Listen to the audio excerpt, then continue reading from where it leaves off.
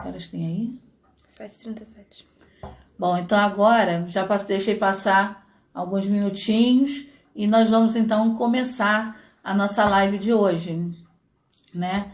Para isso, eu vou chamar a nossa convidada de hoje, que é a Analice Custódio. Ana, eu vou chamar você, hein?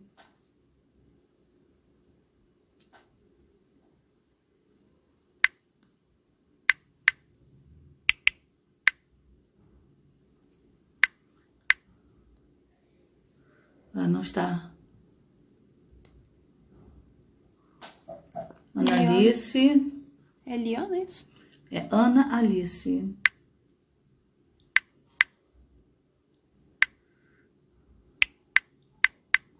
Aí.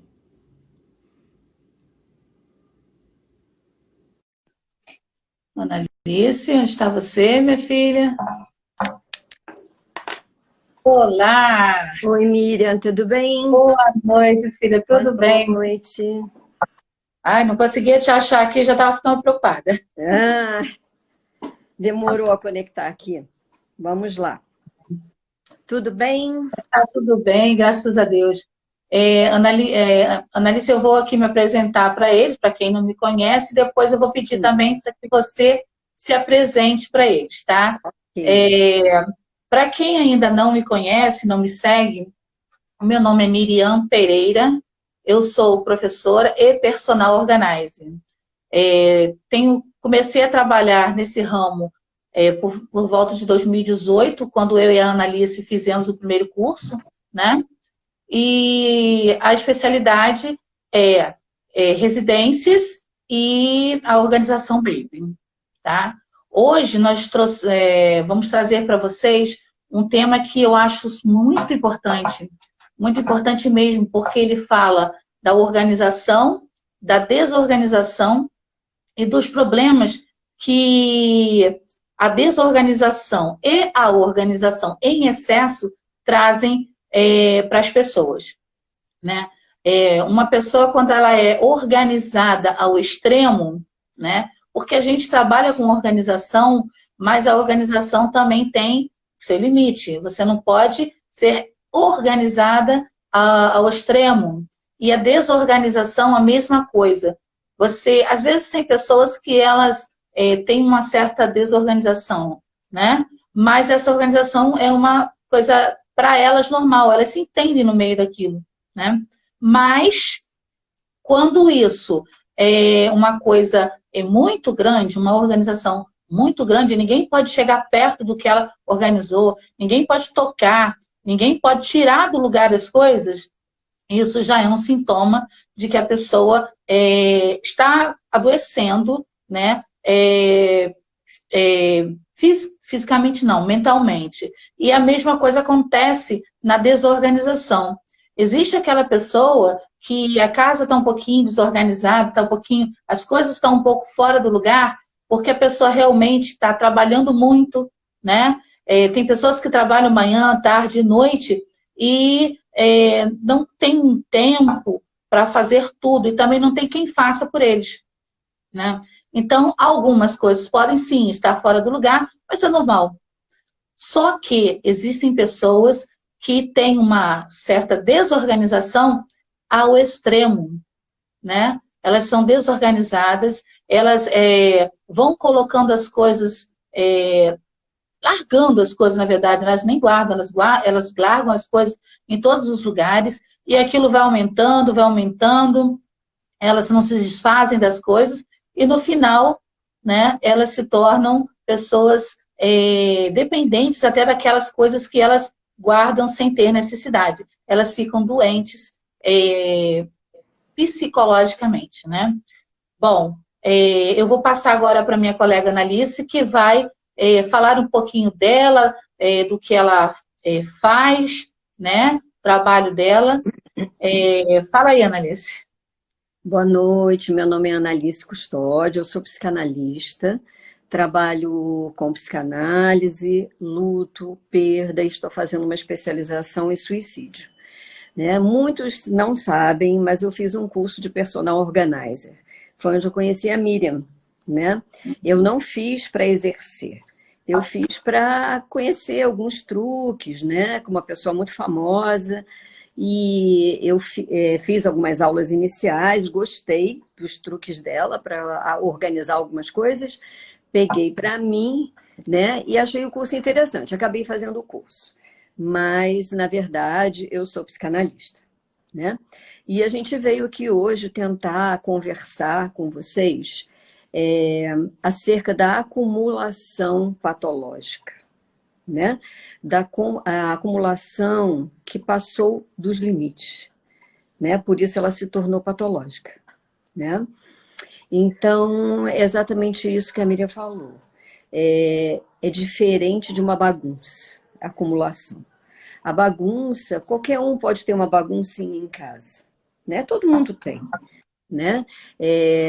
Porque a gente às vezes não tem tempo mesmo, não tem quem nos ajude. Agora na pandemia então está mais complicado, né? Mas a acumulação é outra história, né?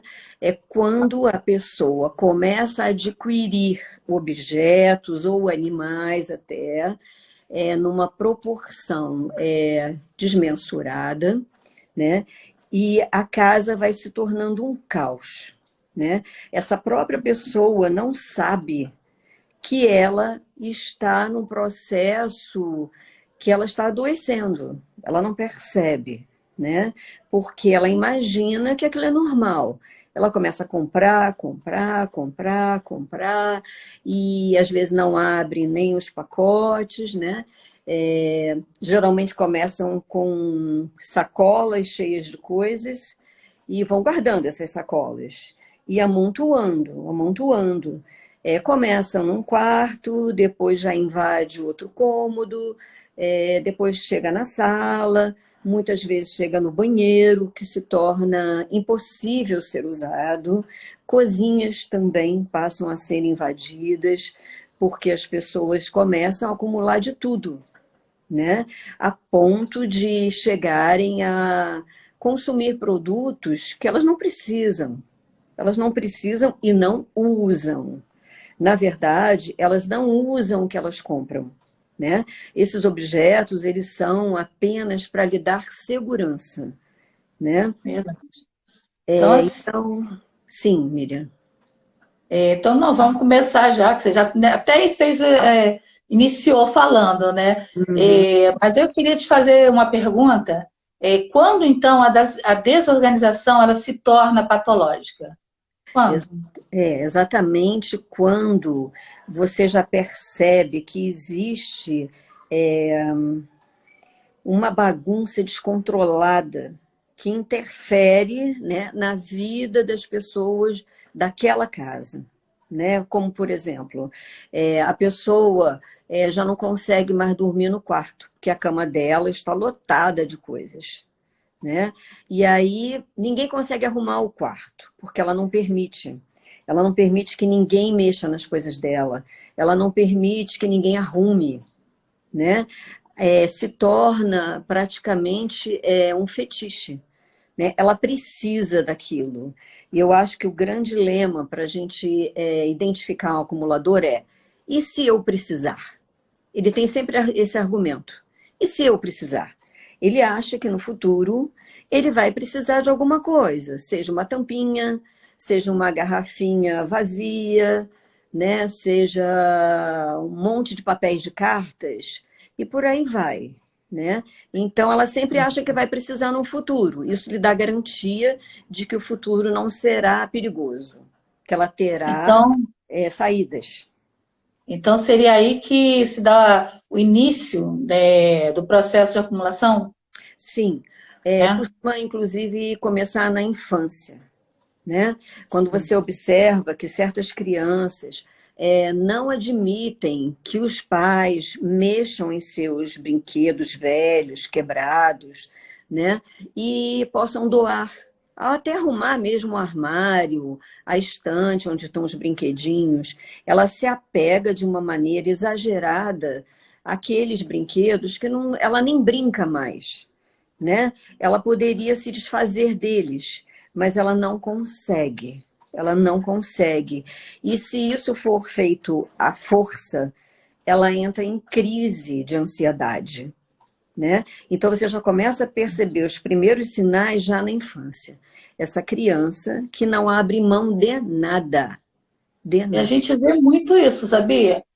Crianças que não querem se desfazer das coisas, a Sim, mãe fica, meu filhinho, vamos doar essa bermudinha, né, para outra criança, a criança está precisando, você não cabe mais em você, e ela chora, se faz sim, pirraça, se joga no chão, exato. né? E a mãe fica achando que é normal. Ah, É, meu filho sempre é assim. E na verdade não é normal, não é né? normal. Não é normal essa atitude assim, é tão egoísta, vamos dizer É, assim, não né? Nem chega a ser, sei se poderia ser chamado de egoísta, já é patológico, porque já é patológico. ela já não consegue abrir mão, porque a vida é perda e ganho, né? Você ganha, quando é criança, ganha um brinquedinho, ganha 2, 3, 10 brinquedos, né? E aí é normal que você deixe de brincar com alguns brinquedos e passa a dar, né? A doar para uma outra criança ou para um irmãozinho, seja lá o que for, né? Mas ele não consegue. Então, esse é um sinal muito forte de que aquela criança está com problema. Alguma coisa está acontecendo que ela está precisando se apegar a objetos. Aí a gente vai ter que investigar o que está acontecendo na vida dessa criança. Seria nesse momento que, nem tem essa pergunta aqui, mas seria nesse momento que o responsável deveria levar, né, ao perceber isso, que há alguma coisa errada no comportamento da criança, levar a um psicólogo, por exemplo? Sim, seria um momento de fazer uma avaliação. Sem dúvida que sim, né? Porque não é normal. Algumas crianças chegam ao absurdo de ter um armário lotado e não ter nem espaço para botar as roupinhas delas, né? É tal exagero desse apego, né? Então a gente vai Uhum. começar a avaliar a criança e ver o que está acontecendo nessa família, né? Para essa criança estar apresentando esse sintoma, porque isso é um sintoma de que algo não vai bem. Eu me lembrei agora, você falando, de um programa de televisão que tinha um tempo atrás, Hum, da. Me chama o nome dela, fugiu a cabeça agora o nome dela. Era uma senhora que ela fazia, uma ela babá, né? arrumava, uma babá. Sim, Ela trabalhava no SBT, sim. entendeu? E ela fazia um programa onde ela ajudava os pais a lidar com os filhos. Entendeu? Uhum. E um desses programas que ela fez, uma mãe falou, né, que precisava de ajuda, então tinha um filho dela, né, com um quarto lotado, como você disse aí, de brinquedos e roupas. Tinha Sim, muita roupa, né, muito brinquedo, muitas caixas de brinquedo, brinquedos em prateleira o tempo todo. E nada, desde pequenininho, nada era jogado fora, nada era dado, né? Nada era doado. Nem aquilo que quebrava não ia para o lixo, sim, é o né? caso. Não ia para o lixo. Então, é, ela começou a conversar, a trabalhar com a criança, só que ela nem terminou o serviço dela lá. Por quê? Porque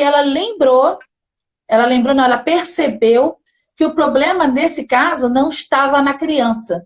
A criança tinha facilidade para se desfazer de tudo até.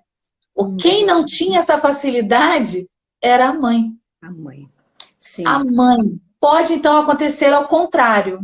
É, porque a criança está refletindo algo dessa família, né? É muito comum, né, o transtorno ser da mãe e a criança, né, entrar no circuito, né, fazendo esse tipo de sintoma, né? Então é hora de procurar ajuda. Hora de procurar É. ajuda, porque isso vai agravando. O acumulador é uma patologia que antes era considerado um transtorno de ansiedade dentro do toque, né? Era um sintoma do toque, né? Hoje em dia se sabe que não.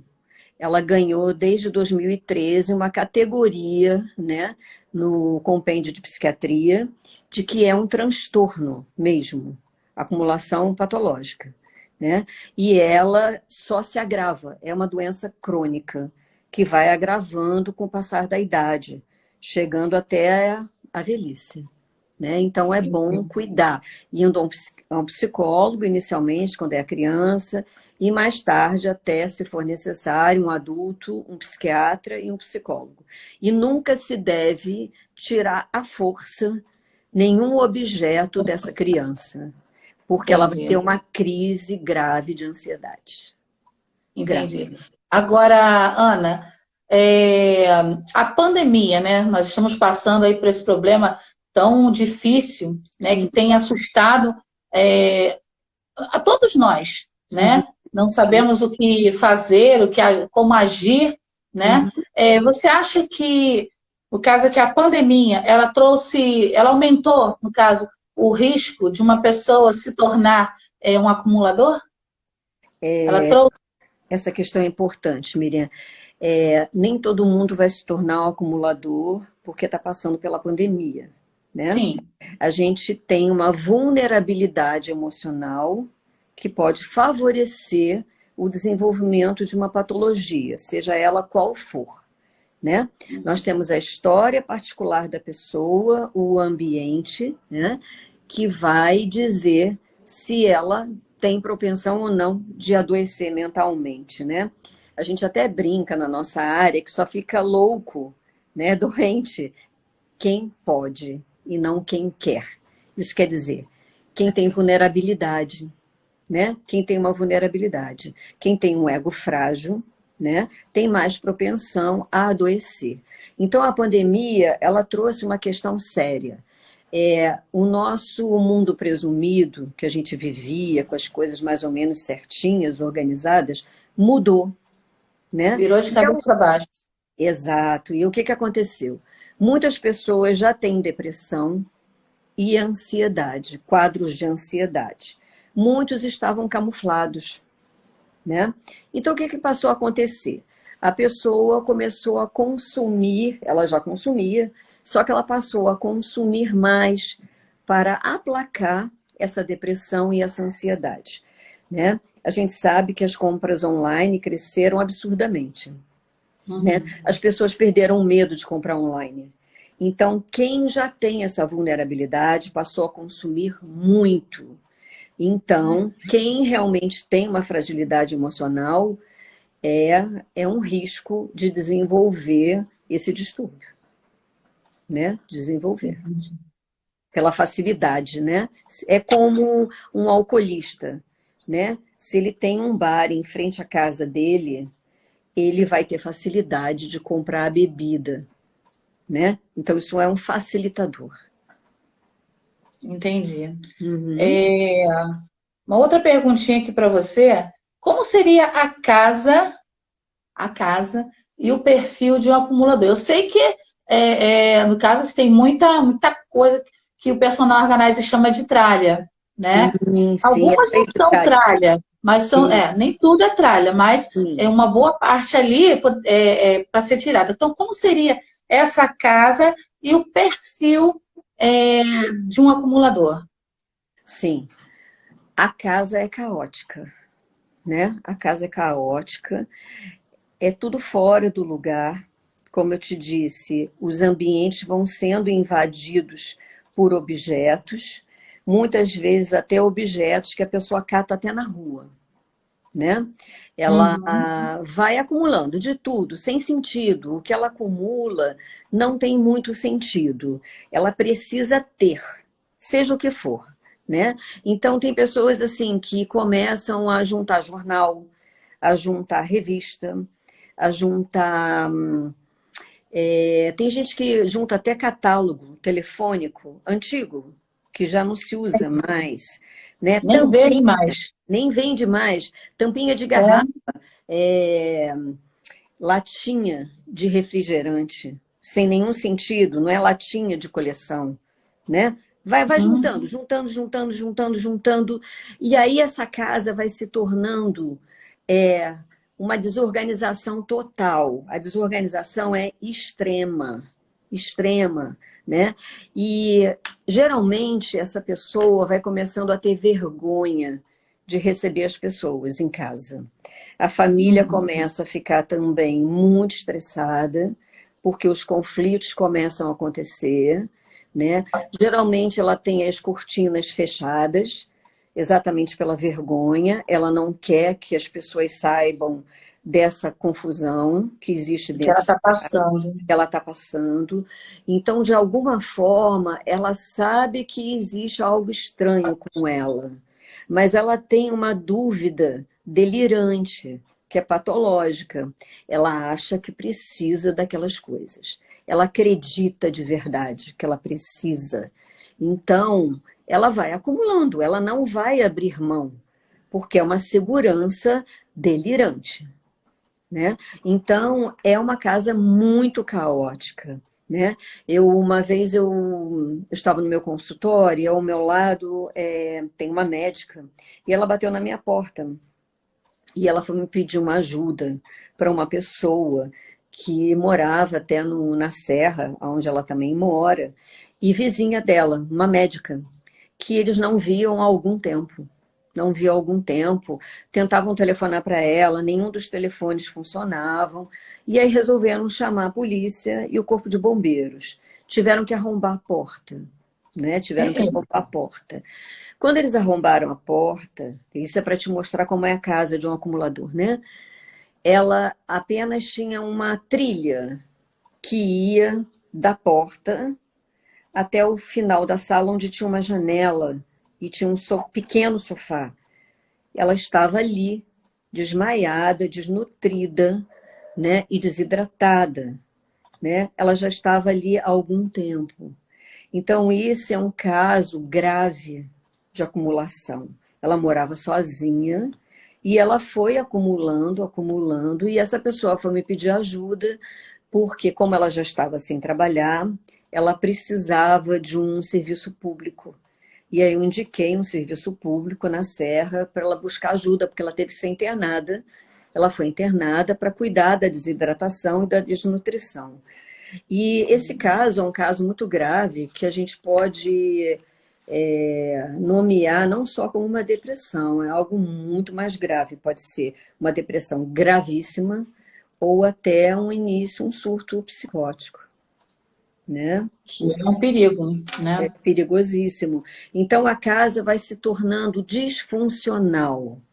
E o perfil dessa pessoa que você me perguntou, Sim. geralmente é uma pessoa que tem uma autoestima prejudicada, é uma pessoa que ela se sente fracassada na vida, não conseguindo realizar o que ela imaginou.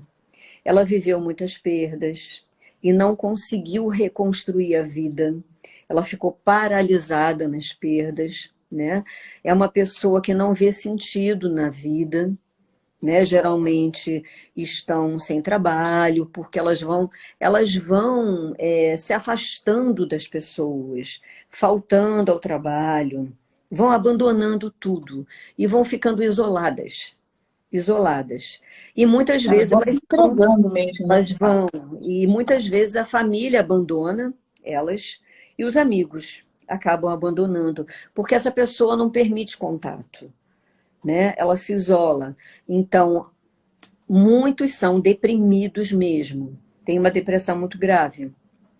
Mas essa patologia atinge os psicóticos, né, os esquizofrênicos, pode atingir pessoas com demências senis também, autistas, pessoas com problemas de cognição, com retardo mental, né? Então, não é exclusivo da depressão e da ansiedade, né? Ela também está em outras doenças, né? Como sintoma, né? Aqui, a Sebastiana, né, que está participando da live, ela deixou aqui um depoimento. Sim. Ela está passando por isso na vida dela, né? Ela tem problema sério em casa, assim ela escreveu, né? O marido, ele acumula tudo, comida, Isso. né? Aí briga com ela porque ela não aceita, como é? A comida Ele estraga. guarda tudo, caneta, estojo. Aí ela diz aqui também que, não sei se é ela ou se é ele que passou mal e foi parar no hospital, Isso. entendeu?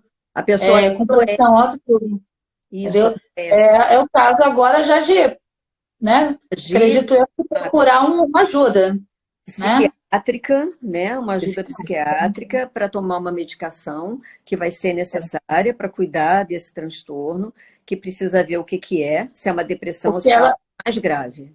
porque ela sozinha ela não vai conseguir, Não, de né? jeito nenhum. Não. Não. É uma doença crônica que afeta de 2 a 3% da população de adultos.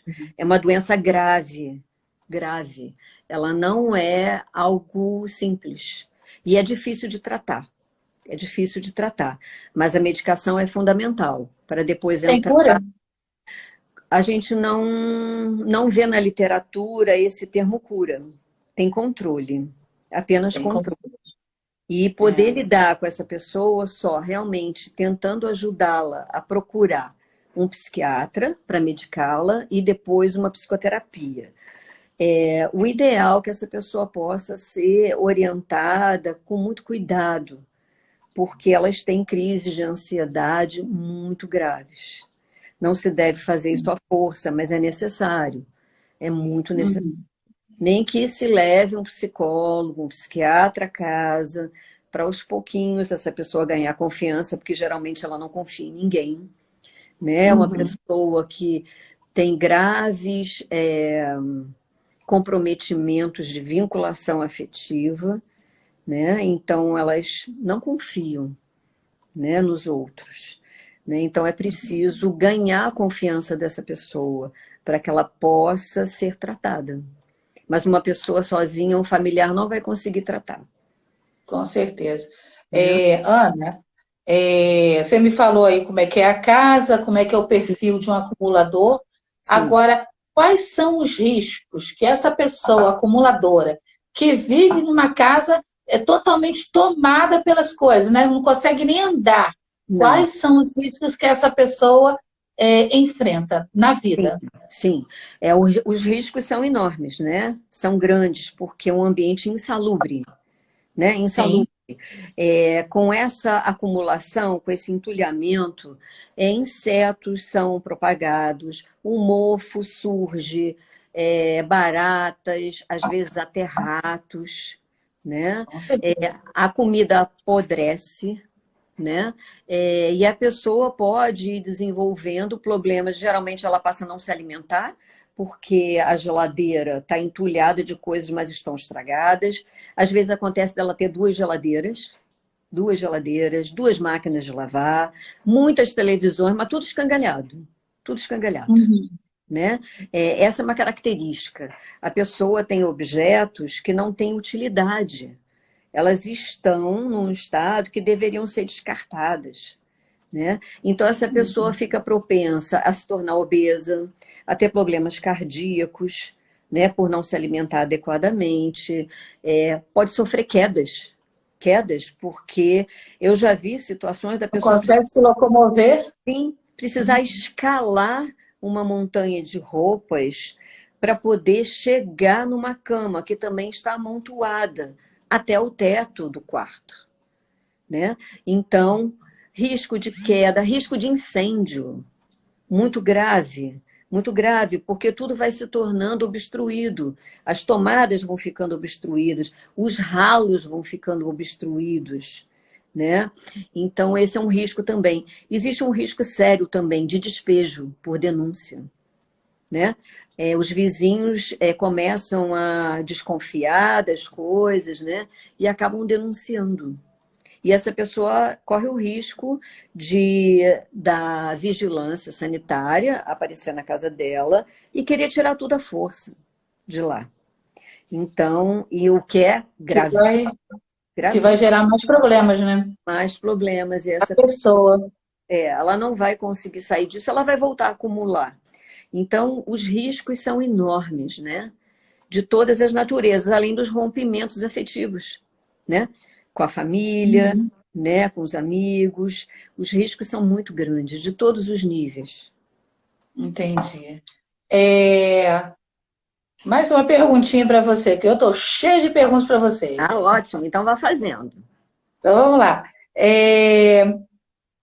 No caso aqui, existe algum fator, algum estupim, né, que faça com que uma pessoa acredite que tenha necessidade de acumular, né, esses objetos? Algum fator que, algo que aconteça na vida dela, no caso, que leve essa pessoa a se tornar um acumulador? Sim, alguns estupins. Geralmente são situações de perda, né? Perda de vínculos, né? Perda da sua própria saúde, né? Perda de emprego, né?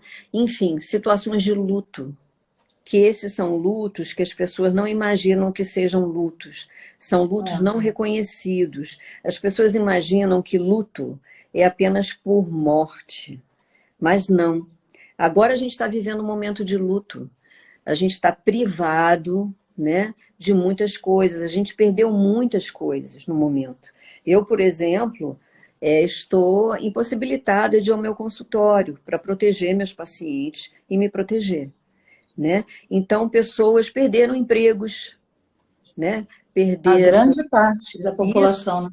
perderam seu status, perderam posições sociais, né? Então, todas essas situações levam a pessoa a um risco, né, de dela desenvolver qualquer doença mental, qualquer doença mental, né? Qualquer um. Se ela não souber, se ela não tiver a capacidade de se reorganizar diante de uma perda grave, né, que para ela é insuperável.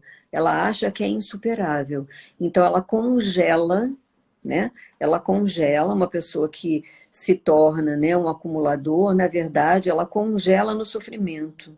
Ela congela naquela perda, né, nos vínculos que talvez ela não tenha conseguido ter saudáveis quando era criança, né, de muitas situações que ela viveu, né?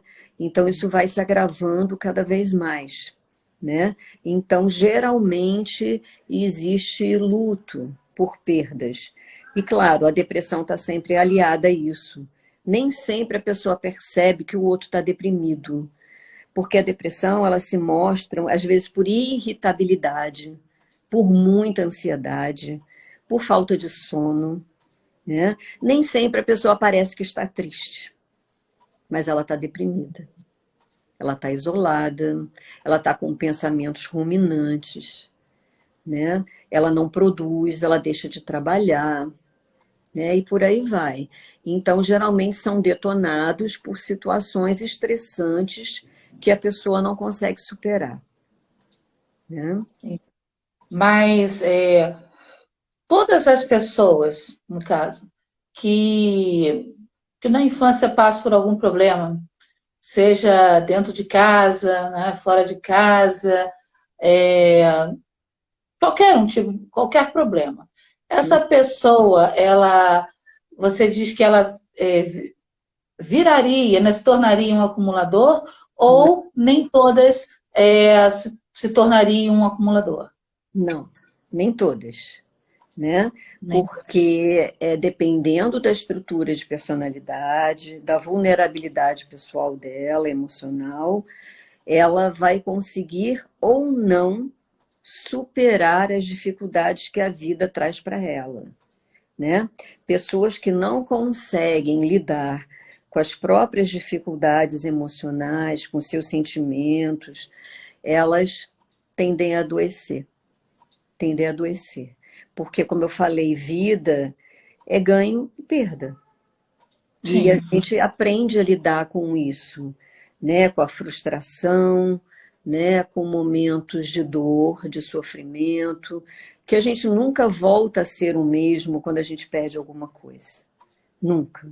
A gente sempre se torna outra pessoa, uma pessoa transformada, né? Mas algumas pessoas não sabem transformar de forma positiva esse sofrimento, né? Elas ficam presas na raiva, na tristeza, na negação, né? Que é a não aceitação dessas situações, né? Como, por exemplo, agora, na pandemia, algumas pessoas perderam negócios, por exemplo, que me ocorreu agora. Antes delas falirem, elas não pensaram em soluções alternativas.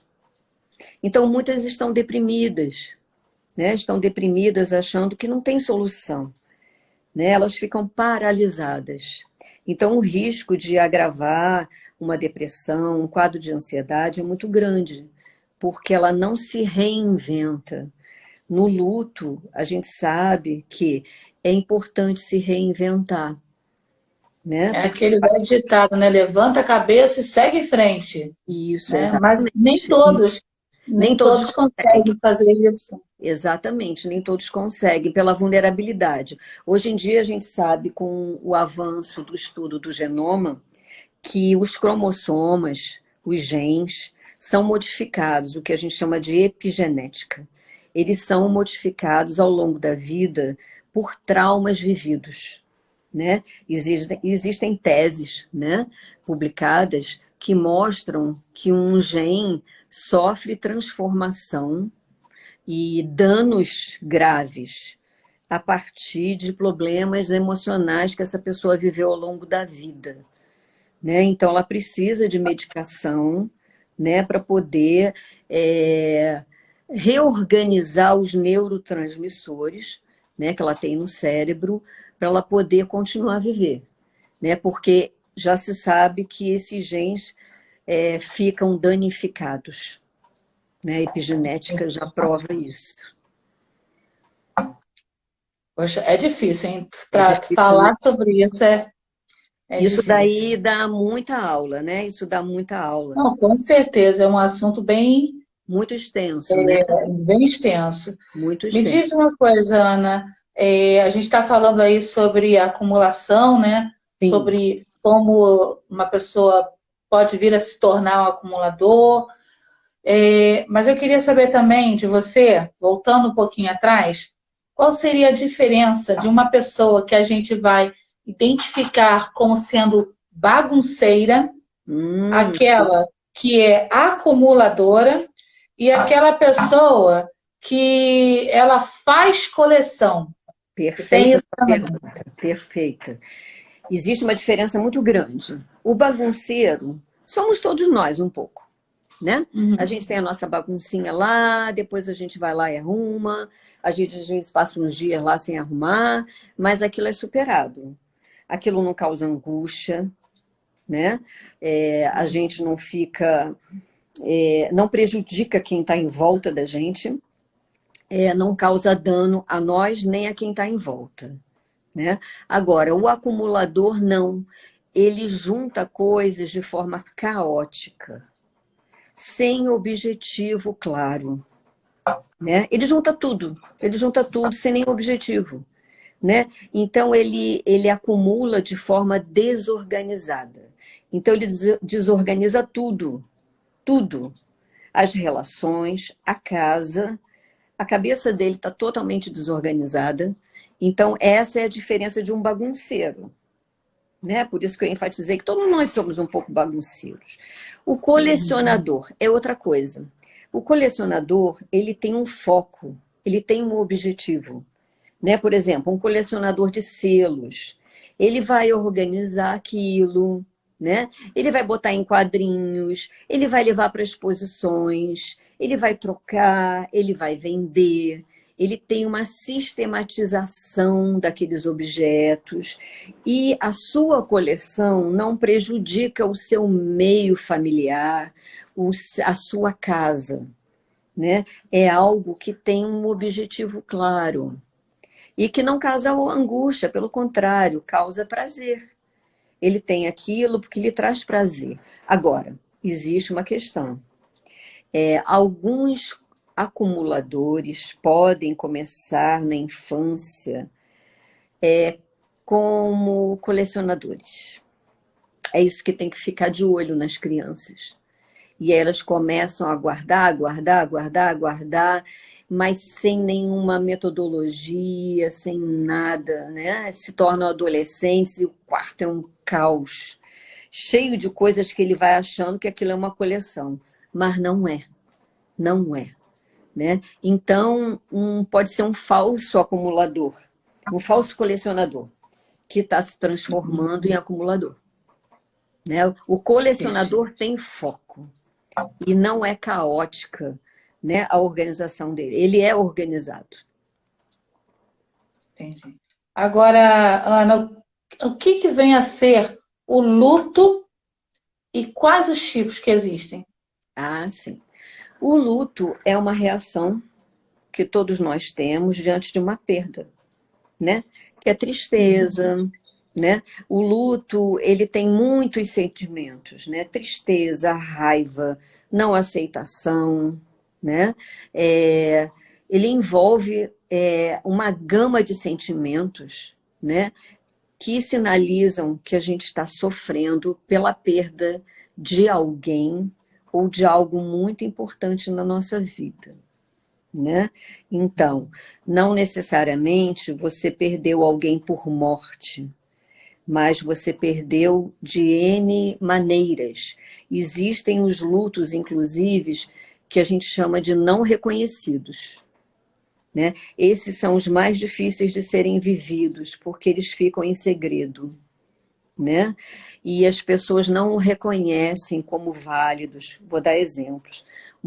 Uma perda gestacional, né? Ninguém valoriza uma grávida que perde seu bebê no ventre, né? Muitos dizem que a criança ainda não era uma criança porque não tinha vindo ao mundo. E a gente Exato. sabe que isso já está provado que está errado, né? Sim. Desde o momento que há a concepção, a vida.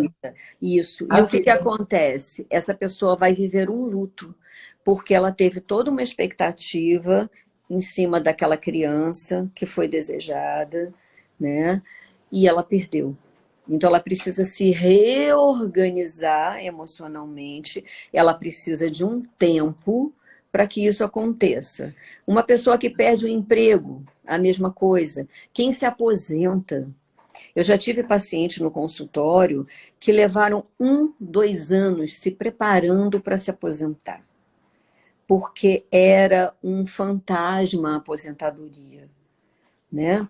Então, foi um processo que alguns viveram de luto real, de luto, de muita tristeza, de muita insegurança, de raiva, às vezes, dos colegas, né? De raiva do governo.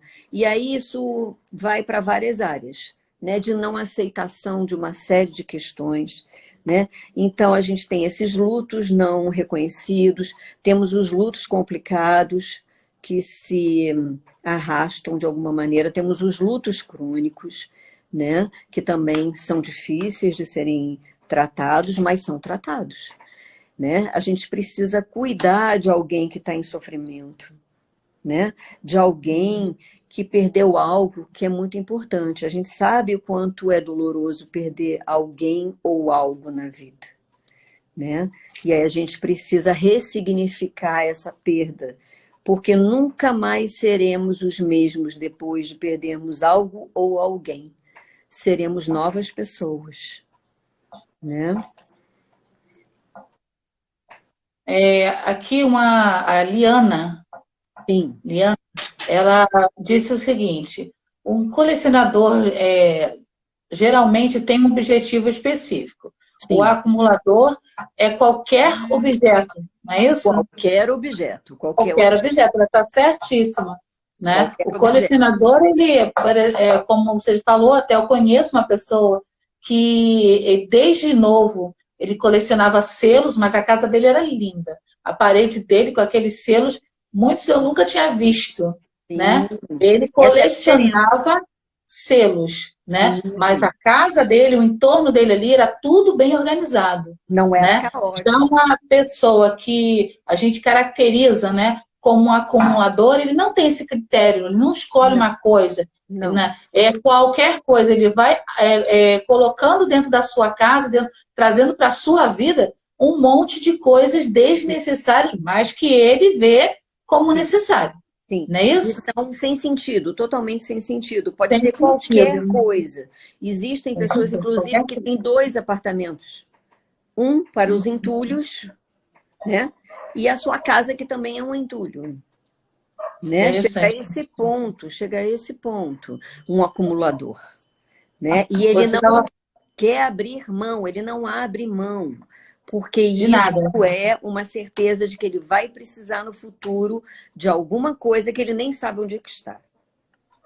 Ele nem sabe que tem.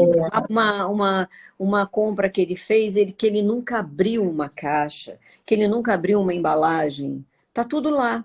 Um monte de ventiladores escangalhados, um monte de TVs. Ele compra uma televisão e ele não se desfaz daquela que enguiçou.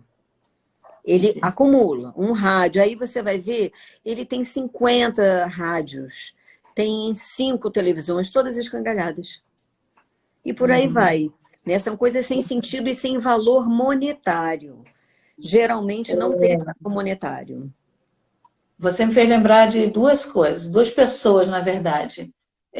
Uma é uma pessoa que trabalha até comigo, né? E essa pessoa já passou do tempo de trabalho, já deveria estar aposentada há anos, mas essa pessoa, ela não quer se aposentar. Ela nem apresenta os documentos necessários para que a pessoa, né, do DP dê entrada na aposentadoria. Eu já atendi uma pessoa assim. Eu vejo essa pessoa como se ela vê uma necessidade de estar no trabalho. Sim, mas ela não consegue se desvincular do trabalho para ficar em casa, para aproveitar, no caso, a vida fora do trabalho. Ela não consegue. Mas, Miriam, ela não vê nada na vida que ela possa aproveitar. Fazer. Sempre existe algum motivo. Eu já atendi pessoas que não se aposentavam porque não tinham ninguém, né? Que no dia de sábado iam para um salão de beleza e passavam desde que abria o salão até a hora que fechava, porque não tinha ninguém e não tinha nada para fazer. Outros que iam para o restaurante porque sofriam de uma depressão tremenda e passavam lá o dia inteiro. Outras que foram expulsas do trabalho por idade. Eu já atendi pessoas assim, foram praticamente expulsas. Né? Eu conheço uma pessoa assim, que como eu trabalho também dando aula, né? Eu conheço uma pessoa que ela fez 70 anos, então o Estado tirou ela. Ela chegou para dar aula e não deixaram. Né? É uma tal de aposentadoria compulsória. Compulsória, né? Eu já atendi pessoas assim, mas essas pessoas que eu atendi tinham casos graves de perda pessoal na vida. E ir para casa era ficar sozinho com os próprios pensamentos e sentimentos. Então, o trabalho distrai da angústia e da tristeza. No caso dessa menina, não. No caso dessa professora, não foi exatamente isso. Sim. Ela gostava mesmo de dar aula. Ela gostava tanto, entendeu? Ela falava francês, né? E os filhos falavam também francês desde pequeno e inglês. Então, ela saiu da escola porque não deixaram mais. O que ela fez? Ela foi dar aula de francês e de inglês dentro da casa dela, para a comunidade. Ela foi, assim, como se fosse um serviço social, entendeu? Sim. Ela dava aula de inglês e de espanhol, porque ela era professora de espanhol. Sim. Eu, sinceramente, eu não sei se era o que ela usou para poder ter alguém perto dela, porque os filhos já estavam casados, né? Sim. E o marido havia falecido. Mas, assim, foi uma coisa que ela fez e que, para ela, deu muito certo. Mas, Miriam, você está me falando de um caso de luto que foi ressignificado.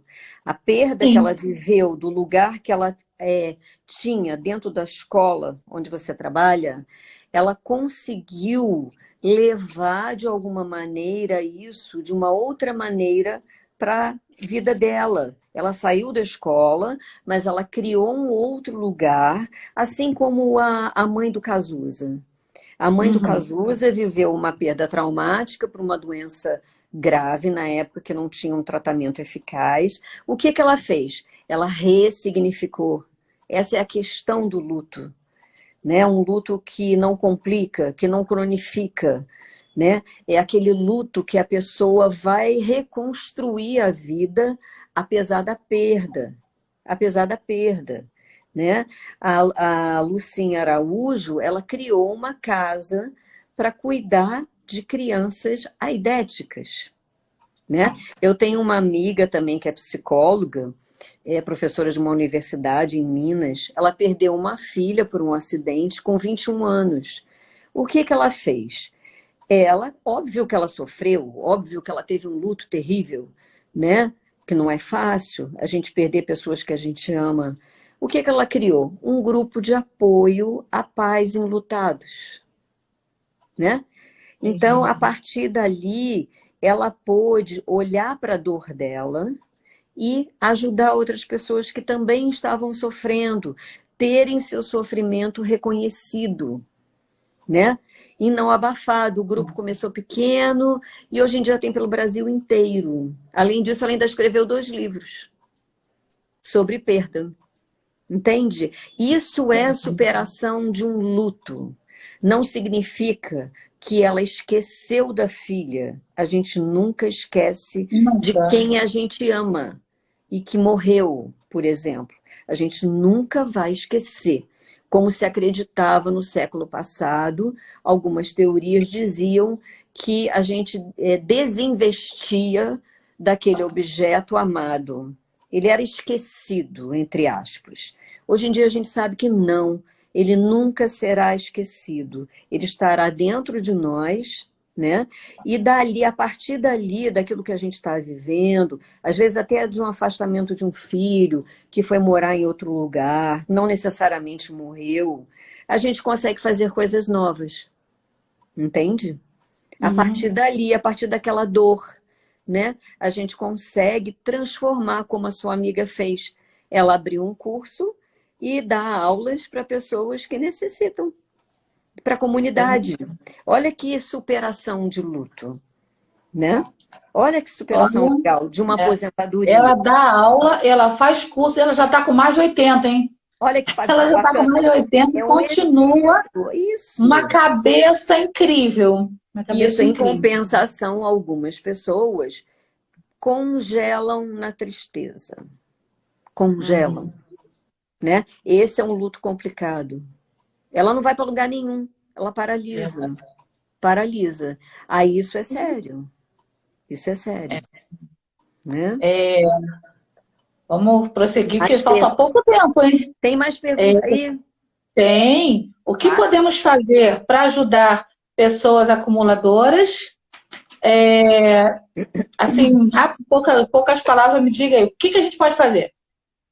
Olha, primeiro tentar aconselhá-la a procurar um psiquiatra, né? Alguém que ela confie, conversar com ela, procurar um psiquiatra e dali procurar um psicólogo. Nunca fazer isso à força. Nunca. Nunca invadir o espaço dela e tirar o que ela tem ali e jogar no lixo. Nunca façam isso. Procurar ajuda. Isso é o mais importante. Mais importante. Ajuda profissional.